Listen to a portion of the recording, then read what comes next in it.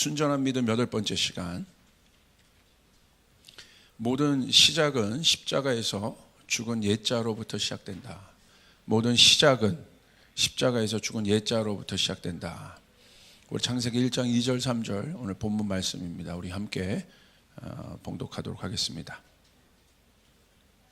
시작. 공허하며 흑암이 위에 있고 하나님의 영은 수면 위에 운행하시느니라.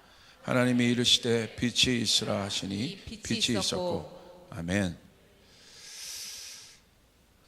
이 말씀이 아주 중요합니다. 창세기 말씀을 여러분이 굉장히 어떤 성경보다 어떤 그 본문보다 창세기를 아는 것은 굉장히 중요해요.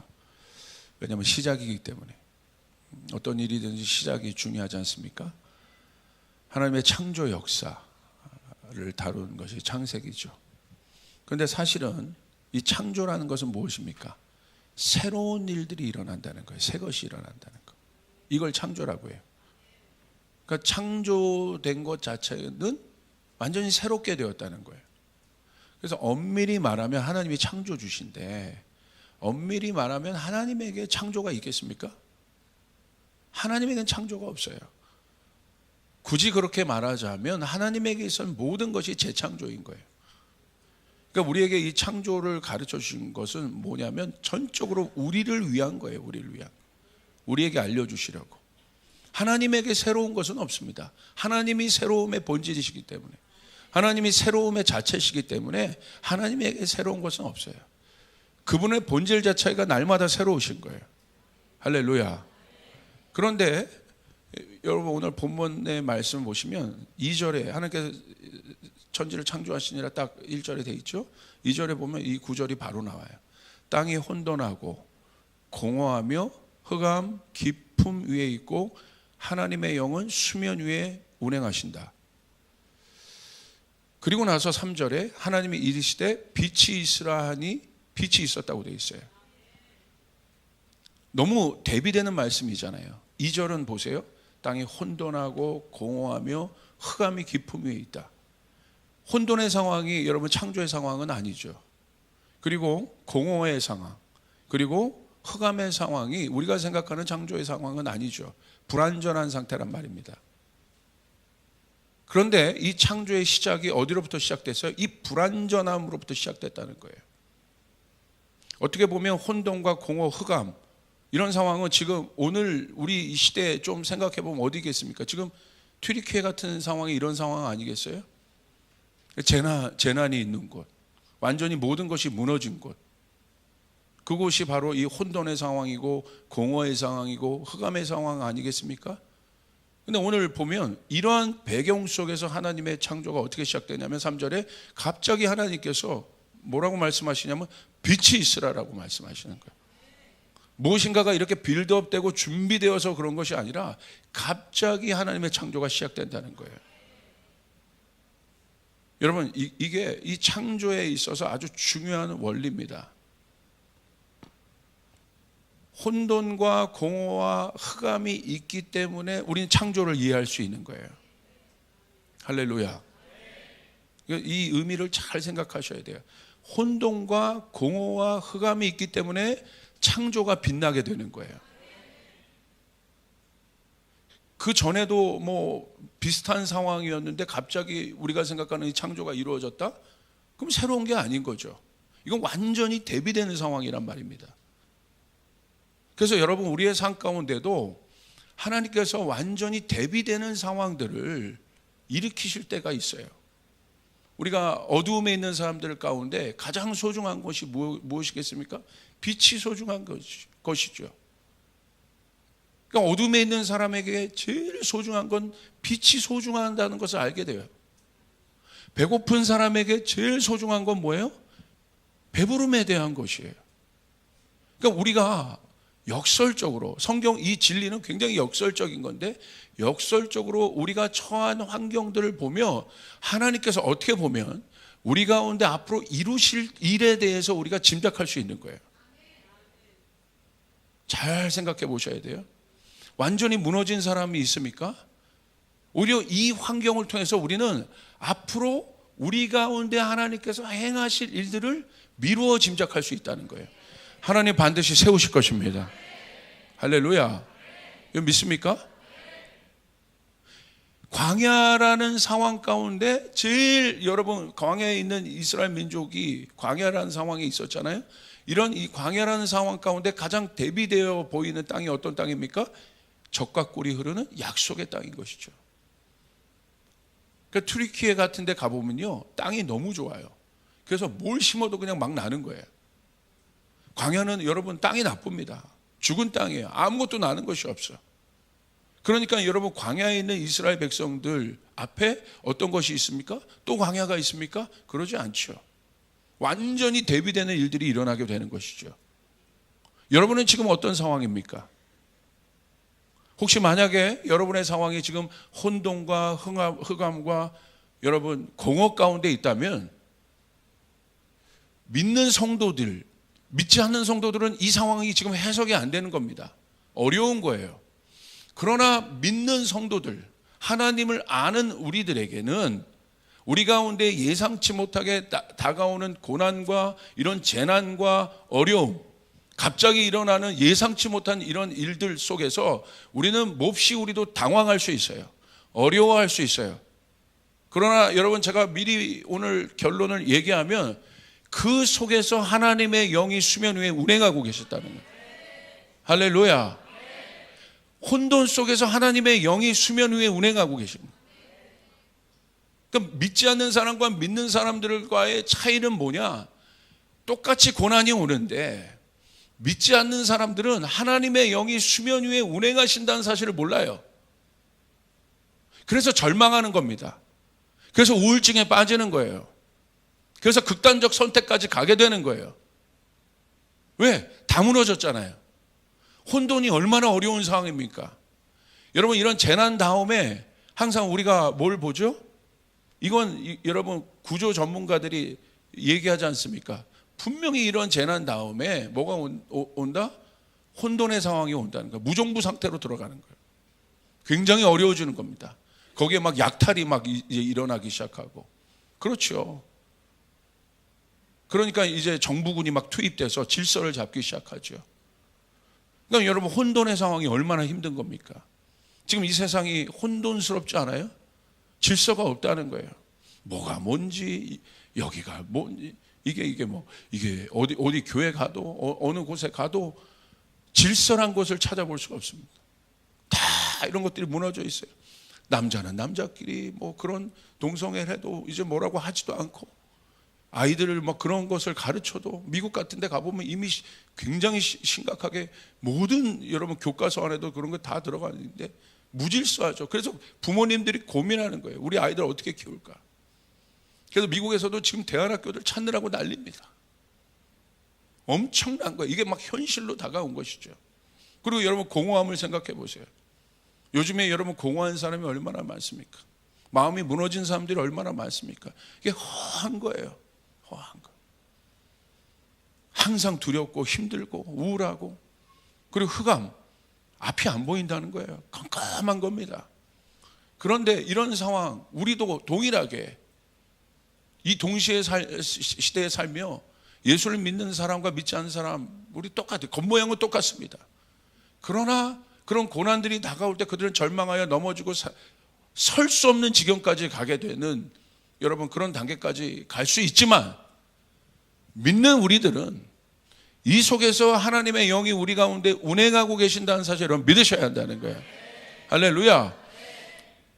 그 길을 볼 때 내가 지금은 세상에서 나를 평가하고 바라볼 때 나는 도저히 일어설 수 없고 뭐 경제적으로 한번 본다면 이미 개인 파산된 그런 상황이라 할지라도 믿는 사람은 세상은 나를 파산이라고 얘기했을지라도 믿는 사람은 이 안에 그 속에서 운행하시는 하나님의 영이 있다는 것을 알아야 된다는 거예요.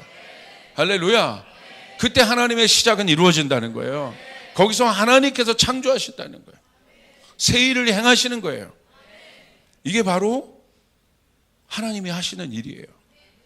그래서 여러분 우리는 왜 성경에서 창조 직전에 이런 상황을 우리 가운데 보여주는지, 이 이유들을, 이 영적 원리들을 이 시대에 살며 깊이 이해될 필요가 있습니다.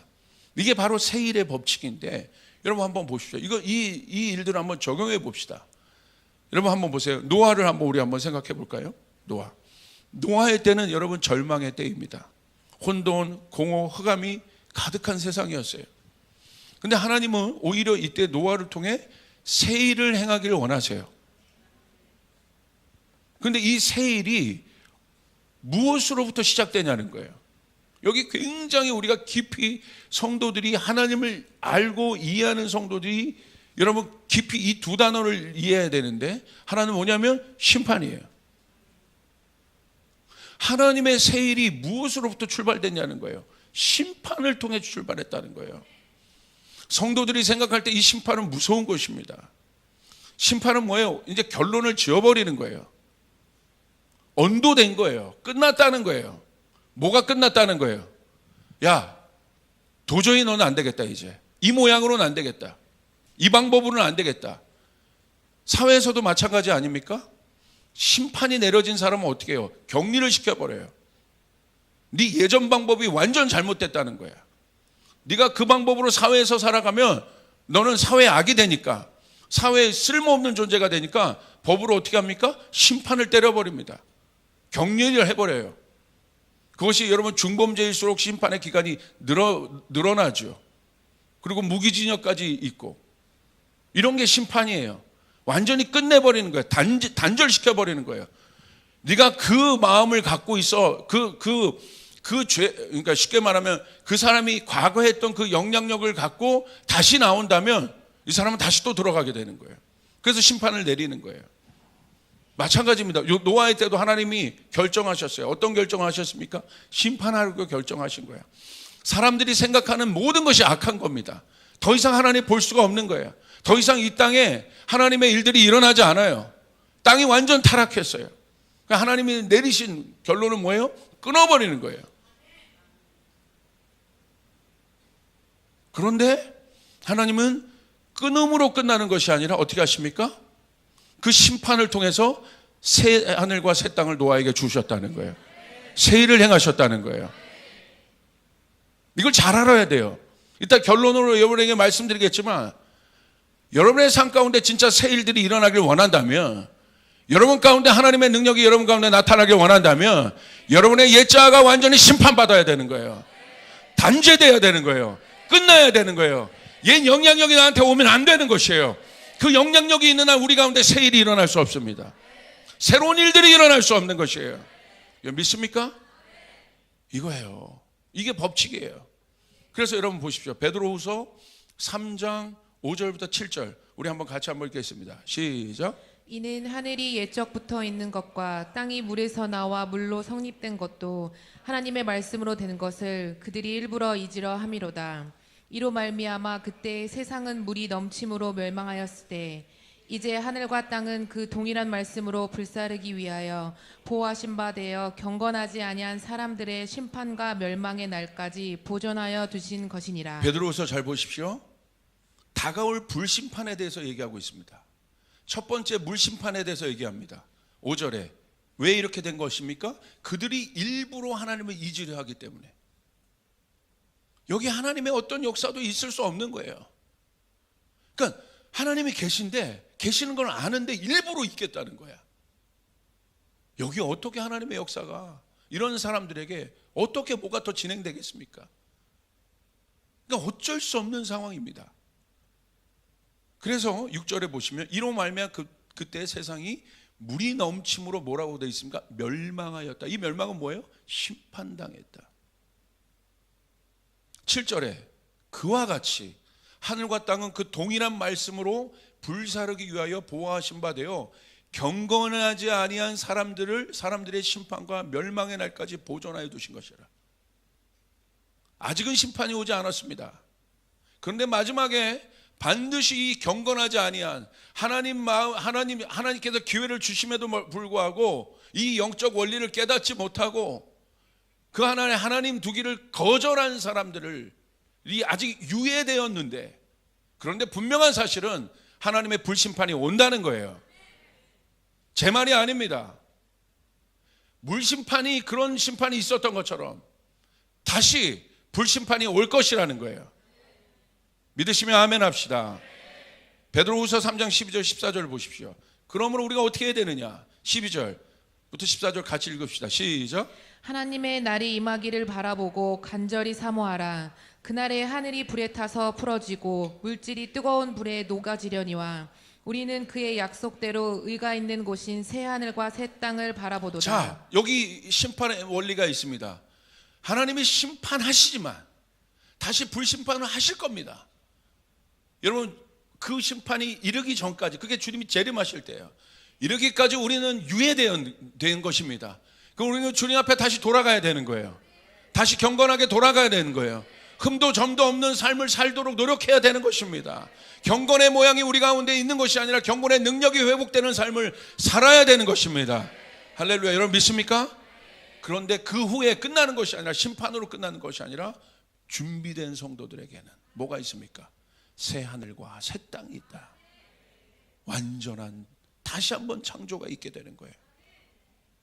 마지막 우리 가운데 이루어질 새 하늘과 새 땅은 어떤 땅입니까? 영원한 천국이죠. 이 천국이 있기 위해서는 뭐가 있어야 돼요? 반드시 이전, 이 부분 한번 짚고 넘어가야 되는 거예요. 끝내야 되는 거예요.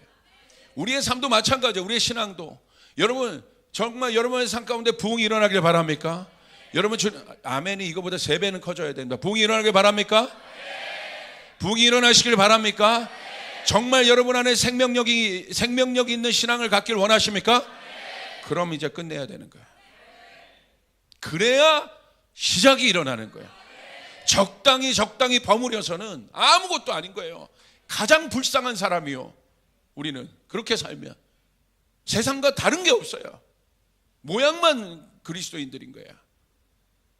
그런데 뭐라고 되어 있습니까? 그 사람들에게는 새하늘과 새 땅이 있을 것이다. 준비된 노아에게는 새하늘과 새 땅이 있을 거예요. 이게 창조의 원리라는 거예요. 14절 보십시오. 우리 같이 한번 읽읍시다. 시작. 그러므로 사랑하는 자들아, 너희가 이것을 바라보나니 주 앞에서 점도 없고 흠도 없이 평강 가운데서 나타나기를 힘쓰라. 아멘. 그래서 우리는 이제 이것을 깨달은 우리들은 심판이 무서워서 그렇게 사는 것이 아니라, 와, 우리가 앞으로 영원히 살아갈 그 천국을 꿈꾸며 준비하는 것입니다. 거룩한 준비를 하며 살아라. 예전에 내가 아무것도 모르고 막 살고 그냥 대강 이게 뭐 똥인지 된장인지 모르고 막 그냥 버무리며 살아갔는데, 이제는 구별돼야 되는 거예요. 혼적인 신앙을 이제 멈춰야 되는 거예요. 이제 영적인 신앙이 내 회복이 돼야 되는 거예요. 할렐루야. 우리 조이풀 교회에 온 모든 분들은 그 하나님을 만나시길 바랍니다. 그래서 변화받으시길 바랍니다. 여러분 믿습니까? 우리 어디서 오셨습니까? 우리 강원도 강릉 노암교회에서 이렇게 오셨는데 우리 청년들 축복합니다. 예, 너무 우리 장로님 너무 훌륭한 분이세요. 이렇게 청년들 이렇게 온 거, 우리 박수 한번 다시 한번 쳐주시고. 우리 청년부 예배는 2시에 있지만 제가 2시 예배는 더 강력하게 얘기합니다. 왜? 살아갈 날들이 많은 애들이. 근데 우리 교회 청년들이 정말 많이 부흥했는데, 왜냐면요, 정말 세게 얘기해요. 그런데 기뻐해요. 왜? 우리 교회 온 건 예수님 알고자 온 거예요. 이런 모양이 아닙니다. LED 있어서 온 게 아니에요. 자, 저희 다음 주에 LED 한번 치워보겠습니다. 청년들 오나 안 와. 만약에 안 왔다면 이제 큰일 난 겁니다. 이게 아닌 거예요. 진짜 예수님 이야기 듣고자 온 거예요. 복음을 듣고자 온 거예요. 할렐루야. 아멘. 우리 어머니 아버지들도 마찬가지죠? 아멘. 여러분 행복하시죠? 할렐루야. 옆 사람에게 고백합니다. 복음이 나를 살게 합니다. 자, 이 복음이 뭐냐? 이 복음이 창조입니다. 새로운 창조예요. 지금 이 시대는 우리의 삶 가운데 이 창조가 필요합니다. 여러분, 여러분의 지금 상황 가운데 하나님께서 일으키시는 이 새 창조가 필요한 분들은 아멘 해보세요. 아멘. 아멘. 할렐루야. 이전 것과 완전히 다른 우리 교회 하나님께서 우리 교회에게 학개서 2장 9절을 통해서 말씀하신 건 이전과 완전 다른 영광이고, 그래서 이제 깨닫는 거예요. 이제 목사가 참 못 깨달아요. 왜 맨날 십자가 말씀만 주시나? 이제 깨닫는 거예요. 어저께 말씀을 준비하고 성전에서 기도하는데, 지훈아, 내가 진짜 새 부흥을 주기를 원한다. 그러면 십자가에서 내 옛자가 죽어야 된다는 거예요. 할렐루야. 그래야 새 일이 일어나는 거예요. 목사도 마찬가지입니다. 이 일들이 일어나지 않으면 맨 타성에 젖는 거예요. 타성에 젖어서 또 설교하고, 타성에 젖어서 예배하고, 타성에 젖어서 뭐 그렇지 뭐 내가 뭐 예수님 안 믿는 것도 아니고 이렇게 살아가는 거예요. 굳어진 화석화된 신앙이 되는 것입니다. 오늘 그런 분들이 있습니까? 새 사람으로 일어나시길 바랍니다. 새 날을 맞이하시길 바랍니다. 아멘. 그 사람들은 얼굴이 밝습니다. 밝아요. 옆에 사람들을 보세요. 이렇게 얼굴이 얼마나 밝은가. 당신의 얼굴이 해처럼 빛납니다. 선포해서 당신의 얼굴이. 자, 이제 우리 이제 넘어가 봅시다. 십자가 사건으로. 십자가 사건도 똑같은 원리입니다. 십자가 사건은요, 뭡니까? 옛자에 대한 강력한 심판이에요. 그래야 우리가 새 사람이 될 수 있기 때문에. 이 옛자가 처리되지 않고는 여러분 우리는 새 사람을 입을 수 없어요. 아멘. 그래서 여러분의 삶 가운데 십자가를 센터로 두라는 것이에요. 자, 우리가 어떤 인생인지 한번 보시길 바랍니다. 본질상 우리가 어떤 존재인지. 로마서 3장 23절 우리 같이 한번 읽겠습니다. 시작. 모든 사람이 죄를 범하였음에 하나님의 영광에 이르지 못하더니. 자, 모든 사람이 죄를 범하였습니다. 여기 해당되지 않는 사람 없습니다. 뭐 목사님, 교황, 뭐 또 우리가 훌륭하게 생각하는 사람 아니요, 다 똑같아. 모든 사람이 죄를 범하였다. 그런데 이 죄가 있어서 하나님의 영광에 이르지 못한다는 거예요. 우리가 못생겨서, 능력이 없어서, 가난해서 하나님의 영광에 이르지 못하는 것이 아니라 죄가 있어서 하나님의 영광에 이르지 못한다. 로마서 5장 12절 우리 같이 읽습니다. 시작. 그러므로 한 사람으로 말미암아 죄가 세상에 들어오고 죄로 말미암아 사망이 들어왔나니 이와 같이 모든 사람이 죄를 지었으므로 사망이 모든 사람에게 이르렀느니라. 근데 죄 지은 것으로 끝나지 않고 이 죄 지은 본질은 어떻게 됩니까? 결국 마지막에 뭐예요? 사망이라는 거야. 끝. 새하늘과 새 땅 없습니다. 새로운 창조 없습니다. 끝.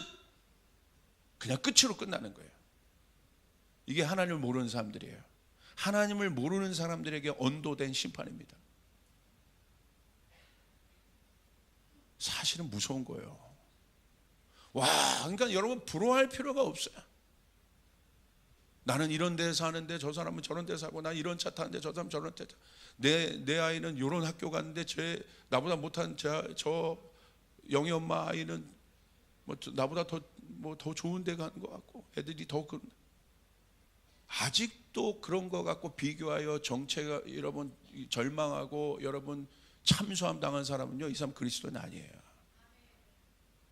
이방인이 하나님 모르는 자들이라는 거예요. 그러니까 염려가 가득한 거예요.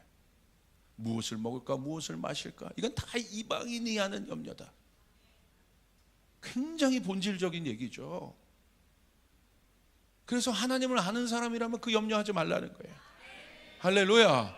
여러분 믿습니까? 근데 여전히 그것에 대해서 제가 상담해 보면 다 그런 것에 대한 뭐 참소함, 정죄함이에요. 여러분 사람에게 선포하면 당당하십시오. 당당하십시오. 아멘.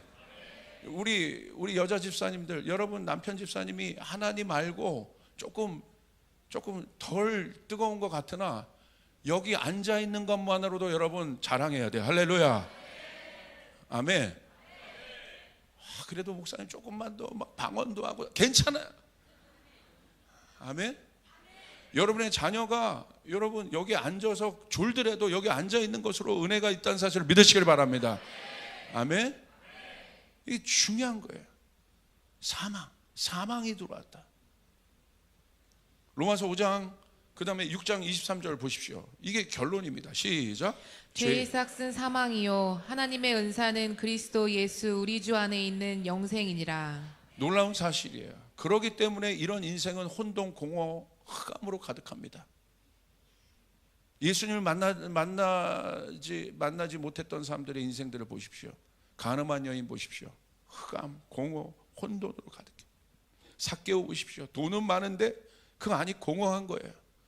혈루병 여인 보십시오. 고통받는 이스라엘 백성들을 보십시오. 다 이런 상황이에요. 끝은 사망인 거예요. 오늘 나단 목사님이 선포했던 우리 이 짧은 기도회 동에 잠깐 아까 예배 중에 선포했던 기도회 나사로 보십시오. 바로 이 상황이에요. 뭡니까? 심판이 언도된 거예요. 심판이 언도된 거예요. 와, 저 사람 저렇게 행복하다? 아니요. 하나님 모르면 여러분 불화할 것이 없어요. 결국은 사망에 이르게 돼 있다. 심판이 언도되어 있다. 여러분, 우리 모두가 하나님의 심판이 언도된 인생이라는 거예요. 자랑할 것이 없어요. 육신의 것들을 자랑할 것이 없어요. 내 있는 것들을 자랑할 것이 없어요. 우리 모두가 심판이 언도된 인생이라는 거. 여러분 믿습니까? 그런데 여러분, 자 이제 그걸 알았습니다. 베드로가 저처럼 오늘 이렇게 설교를 한 거예요. 높은 자나 낮은 자나 할 것 없이 모든 인생이 심판이 언도되어 있다. 사망이 언도되어 있다. 어떻게 할 거냐? 그러니까 사람들이 어떻게 반응했습니까? 망하게 되었도다라고 얘기하는 거예요.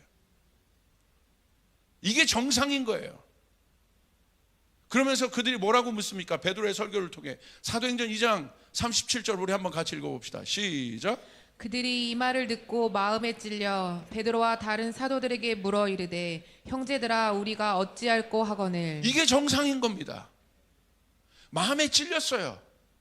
아, 하나님 모르고 살면 심판이구나, 사망이구나. 아, 듣기 싫은데? 불편한데? 마음에 찔렸다는 걸 성경이 정확하게, 와 내가 기뻐하는 게 아니에요. 마음에 찔리는 거예요. 내가 옛자의 모습을 가지고 그대로 살아가는데 오늘 목사님 통해서 이 말씀을 듣는데 마음이 불편한 거예요. 그런데 구원받은 사람, 새하늘과 새 창조가 일어나는 사람들, 여러분 만약에 여러분에게 오늘 성경대로 여러분 모두 여러분에게 여러분의 인생에 심판이 언도되었다면, 근데 이 심판은 다가올 심판이고 분명한 심판이고, 그런 심판이 언도됐다면 여러분 어떻게 할 겁니까? 내 자녀가 심판이 언도되었다면 어떻게 될 겁니까? 판사 쫓아다니지 않겠어요? 돈을 억만금을 주고라도 여러분 가장 좋은 변호사 사지 않겠어요? 어떻게 해야 됩니까? 어떻게 해야 내 자녀를 구원할 수 있습니까? 이 심판이 언도된 이 심판에서 나오게 할 수 있습니까? 그러지 않겠습니까? 진짜 그 심판을 믿는다면. 오늘 그걸 얘기하는 거예요. 베드로가 얘기한 거예요. 영적으로 강력하게 설교한 거예요. 아멘. 그런데 그들의 반응은 이런 반응이 있어요. 우리가 어찌할꼬? 우리가 어떻게 해야겠습니까? 이 모든 것이 지금 무너져 있습니다. 목사님 어떻게 해야겠습니까? 경제적으로 내 상황이 무너져 있습니다. 감정적으로 내 상황이 무너져 있고 우리 가정이 무너져 있습니다. 어떻게 해야겠습니까? 이런 상담을 제가 많이 받아요. 어떻게 하면 되겠습니까? 그런데 그 사람이 하나님을 믿는다면 그 상황을 허락하신 것이 하나님이세요. 어떤 것도 여러분 공중의 새도 하나님이 허락하지 않으면 하나도 떨어지지 않습니다. 아멘. 여러분 믿습니까? 하나님이 허락하신 거란 말이야. 지금 우리가 이 시대를 살고 있는데 이 시대에 일어나고 있는 수많은 이해할 수 없는 일들이 하나님의 주권 아래 허락되고 있는 거예요. 튀르키예 지진마저도 하나님의 주권 아래 허락되고 있는 거예요. 그때 우리는 묻는 거예요. 하나님 어찌하면 되겠습니까? 일어설 수가 없습니다. 방법이 없습니다. 어떻게 하면 되겠습니까? 그런데 사도행전 2장 38절에 너무 이 창세기 2장 3절의 원리가 적용됩니다. 우리 같이 한번 읽읍시다. 시작. 베드로가 이르되 너희가 회개하여 각각 예수 그리스도의 이름으로 세례를 받고 죄 사함을 받으라. 그리하면 성령의 선물을 받으리니. 할렐루야. 너희가 회개하여, 회개한다는 건 뭐예요? 돌이키는 거야. 과거의 옛 삶을 청산하는 겁니다. 돌이키는 거예요. 육의 삶을, 혼의 삶을 돌이키는 것이에요. 하나님 없이 내 마음대로 살았던 삶을 돌이키는 것이에요. 여러분 믿습니까? 돌이켜라. 죄의 사함을 받아라. 내가 내 죄를 사할 수 없습니다. 예수 그리스도를 믿으며 십자가를 네 센터에 두고 죄 사함을 받으라. 할렐루야. 그리하면 성령을 선물로 받으리라. 주님께 영광의 박수를 드리겠습니다. 성령을 선물로 받으리라. 성령을 선물로 받으리라. 심판이 언도된 이 인생 가운데 완전히 다른 세계가 펼쳐집니다. 넌 영적인 사람이 되는 것이다. 성령을 선물로 받으라. 그래서 우리는 십자가의 능력을 알아야 되는 거예요. 십자가에서 창조가 일어났습니다. 제가 항상 얘기하죠. 십자가를 통과하면 창기가 신부가 됩니다. 고아가 아들이 됩니다.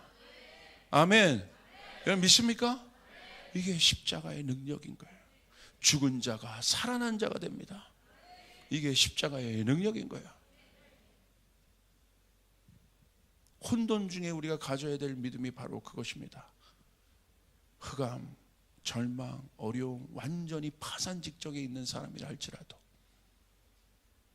요나도 그렇죠. 욥도 그렇죠.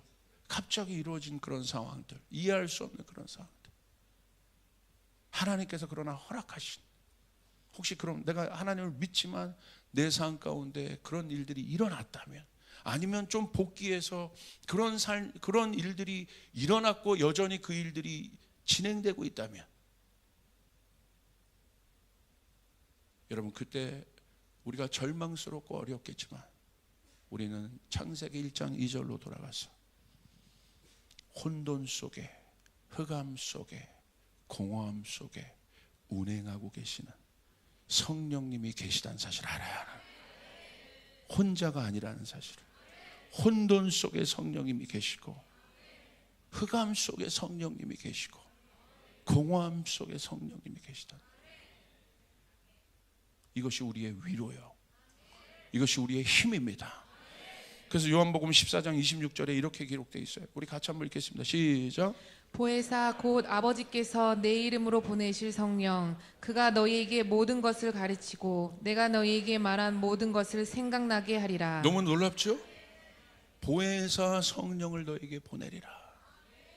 네가 생각나지 않을 때, 네가 절망이 있을 때, 어려울 때, 막막하여 아무것도 아무 생각도 못하고 그냥 한숨만 쉬고 있는 지경이라 할지라도 그 성령이 너에게 가서 모든 것을 가르치리라.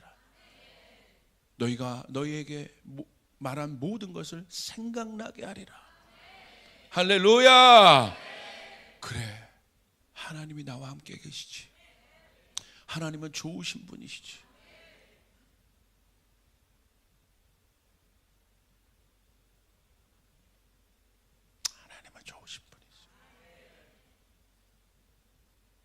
사방으로 우겨싸움을 당해도 성령님이 오셔서 우리 가운데 그 위로를 주시는 거예요. 그것을 생각나게 하시는 거예요. 누구를 보십니까? 성령님이 계시다는 거예요. 그분이 보혜사입니다. 바로 그때 그 성령께서 빛을 보여주기 시작하고, 길을 보여주기 시작하고, 방법을 보여주기 시작하고, 힘을 주기 시작하고, 거기서부터 새 일들이 시작되는 것입니다. 성령께서 새 일을 위해서 준비하시는 그 과정인 거예요. 그러므로 그리스도인들에게 있어 고난과 같은 심판은 거기서 끝나지 않습니다. 새 일을 행하시는 성령님의 준비 과정인 거예요. 육신으로 무너져 보신 경험이 있습니까? 마음으로 무너져 보신 경험이 있습니까? 그리고 관계와 재정으로 무너져 보신 경험이 있습니까? 가정이 무너졌던 경험이 있습니까? 왜 그것을 여러분이 하나님을 믿는데 허락하셨겠습니까? 하나님이 진짜 새 일을 행하시라고, 성령님만을 여러분이 의지하도록, 다른 방법이 아니라 성령께서 내시는 길을 따라가고 성령께서 비추시는 빛을 바라보고, 할렐루야, 완전히 다른 삶을 살기 위해서. 로마서 8장 26절 보십시오. 같이 한번 읽겠습니다. 시작. 이와 같이 성령도 우리의 연약함을 도우시나니 우리는 마땅히 기도할 바를 알지 못하나 오직 성령이 말할 수 없는 탄식으로 우리를 위하여 친히 간구하시느니라. 여러분 믿습니까? 우리가 연약할 때, 어려울 때, 혼돈과 흥함과 공허함의 상황 속에서 하나님의 영이 수면 위에 운행하신다는 것, 우리를 붙잡고 계신 것이에요. 너는 망하지 않는다. 너는 넘어지지 않는다. 네가 다시 한번 일어날 것이다. 이게 바로 하나님의 긍휼인 거예요. 하나님, 내 상황이 심판받을 수밖에 없는 상황이었고 이렇게 무너졌습니다. 근데 하나님이 역설적으로 그렇게 말씀하시는 거죠. 그러지 않아. 여기서 끝나지 않아. 죽은 여러분, 자기를 여러분 죽은 개처럼 여겼던 무비보셋도 모든 것이 여러분 또 탕진하고 살 길이 없었던 혼돈과 흑암과 공허에 있었던 탕자도 그들을 다시 한번 일으킬 수 있었던 건, 탕자를 다시 한번 일으킬 수 있었던 건 뭐예요? 그 속에서 운행하시는 아버지의 사랑인 거예요. 긍휼인 것이에요. 은혜인 것이에요. 그래서 그가 아버지께로 돌아갈 수 있는 거예요. 거기서 탕자는 새롭게 됩니다. 완전히 무너진 그 속에서 탕자가 붙잡았던 건 뭐냐면 하나님의 긍휼인 거예요. 자비, 조건 없이 모든 것을 우리에게 베푸시는 하나님의 은혜, 그것이 탕자를 일어나게 한 것입니다. 무너져 있는 분들이 있습니까? 그 은혜와 긍휼은 뭐냐면요, 일방적인 하나님의 사랑인 거예요. 거기서 새로운 시작은 시작됩니다. 탕자의 다른 삶은 시작됩니다. 이전과 다른 삶은 시작되는 것입니다. 그 속에서 나의 옛자는 죽었지만 주님과 함께 동행하는 새로운 새 생명을 입은 속사람이 일어나는 것을 보는데, 그 속사람 어떤 속사람이에요? 긍휼을 입은 속사람, 은혜를 입은 속사람, 어떤 상황에서도 이제는 아버지의 사랑을 잊지 않는 빚진 자로서의 삶을 사는 그런 인생, 값진 인생이 되는 거예요.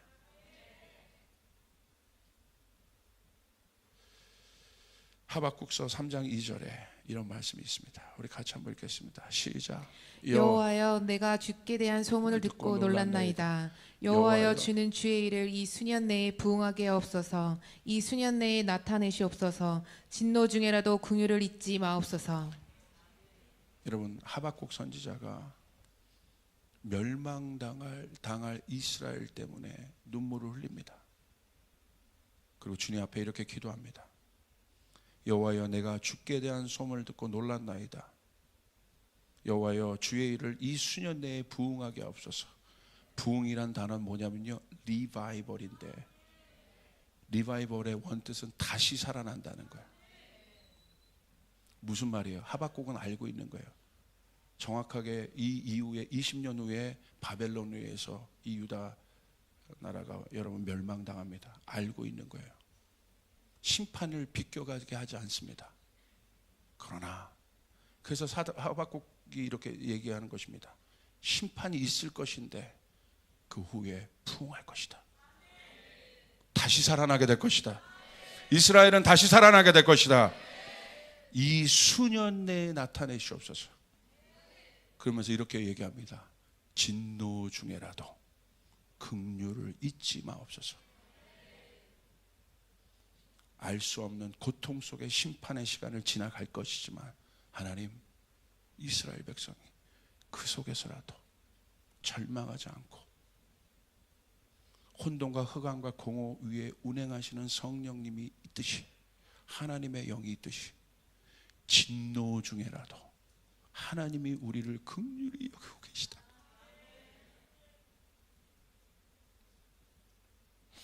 이거 잊지 않게 하소서. 이거 잊지 않게 하소서. 하나님이 우리를 긍휼히 여기고 계시다. 저는 트르키의 지진을 보면서 남 얘기가 아닌 것처럼 왜 하나님이 이것을 일으키셨을까? 다 폐허가 되고 망하고 우리가 트르키를 바라보는 그 시점부터 정말 선교사 파송하고 난 후부터 정말 이 급속도는 일들이 일어나 계속 제 안에 물음이 있었습니다. 하나님, 이 심판의 의미는 무엇입니까? 그리고 나서 동시대에 들려온 것이 엘즈버리의 부흥의 소식이에요. 어저께 기도하는데 이 말씀을 주시는 거예요. 지훈아, 너희가 붙잡아야 될 것은 긍휼이다. 하박국의 마음처럼 폐허가 되고 무너지고 완벽한 그런 내 상황, 내 가정, 우리 상황이라 할지라도 주님 긍휼을 잊지 마소서. 그리고 수일 내에 부흥을 일으켜 주소서. 오늘 우리에게 이 일이 필요합니다. 오늘 우리에게 이 마음이 필요합니다. 그곳에 하나님의 은혜가, 여러분의 오늘 시작은 다른 곳이 아닙니다. 바로 여기서 시작하는 거예요. 내가 심판받은 자리에서 우리는 이 심판을 비껴갈 수 없습니다. 그곳에서 주님, 나를 새롭게 하소서. 내가 바꿔주길 원합니다. 내 삶이 변화되길 원합니다. 내 삶이 변화되길 원합니다. 내 삶이 변화되길 원합니다. 내 삶이 변화되길 원합니다. 근데 놀라운 것은 하박국은 심판이 있다는 걸 알아요. 그런데 이제 알아요. 그 심판이 있어야만 부흥이 있다는 것도 알아요. 여러분, 무너져 계십니까? 절망 가운데 계십니까? 혼돈 가운데 계십니까? 하나님이 허락하신 거예요. 여기서 끝나지 않습니다. 그 절망 속에 운행하시는 하나님의 긍휼의 사랑, 그것이 우리를 살게 합니다. 그것이 우리를 새롭게 합니다. 저는 이 성전에 올 때마다 눈물이 나요. 하나님의 긍휼 때문에, 하나님의 자비 때문에 나 같은 죄인을 죽어 마땅한 나 같은 죄, 하나님이 100번 심판해도 마땅한 나를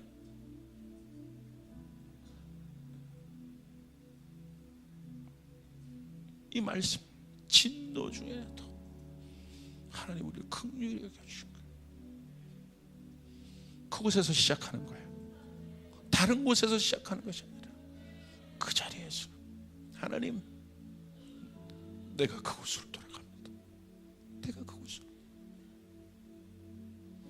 이 혼돈과 흑암과 공허 속에서 막 발버둥 쳐요. 아니에요. 받아들여요. 그리고 그곳으로, 아버지의 긍휼의 자리로, 그곳으로. 그러면 그곳에서 여러분을 주님께서 새롭게 하십니다. 이미 예수 그리스도의 사랑의 십자가의 피가 여러분에게 뿌린 바 되었기 때문에, 여러분 주님의 자녀이기 때문에 내 자녀가 다시 이제 과거를 청산하고 돌아온다. 잔치를 베풀어라. 새롭게 하시는 그 하나님, 그 하나님을 경험하게 되는 것입니다. 기도합시다.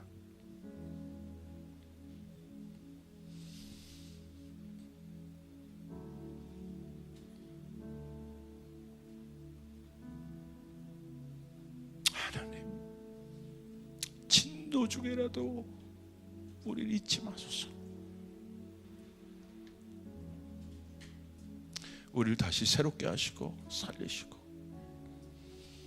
주님, 내가 심판받아 죽을 존재임을 인정합니다. 그럼 완악함이 내 안에 있음을 인정합니다. 주님, 나를 새롭게 하여 주시옵소서. 내 옛자를 십자가에 못 박게 도와주시옵소서. 그리고 새롭게 일어나게 도와주시옵소서. 하나님, 우리 사랑하는 성도님들 그렇게 축복하소서. 인도하여 주소서.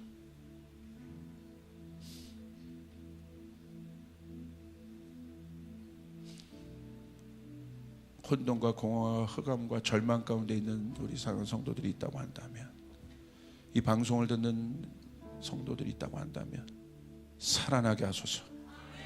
살아나게 하소서. 주님의 긍휼이 그 안에 있음을 알게 하여 주소서. 결국 이 심판 안에 있는 사랑을 보게 하여 주소서. 부활을 보게 하여 주시옵소서. 새하늘과 새 땅을 보게 하여 주시옵소서. 내가 이 땅에 부흥을 일으킬 것이다. 새 부흥을 일으킬 것이다. 하박국의 마음으로 눈물을 흘리며 주님 수년 내에 그 부흥을 일으켜 주시옵소서.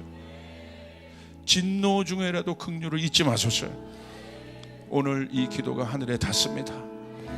하나님, 그 일들이 한국 가운데 일어날지어다. 우리 교회 가운데 일어날지어다. 모든 성도들의 삶 가운데 일어날지어다. 긍휼하신 아버지 앞에로 돌아올 수 있도록 주님 함께하여 주시옵소서. 감사합니다. 예수님의 이름으로 기도드리옵나이다.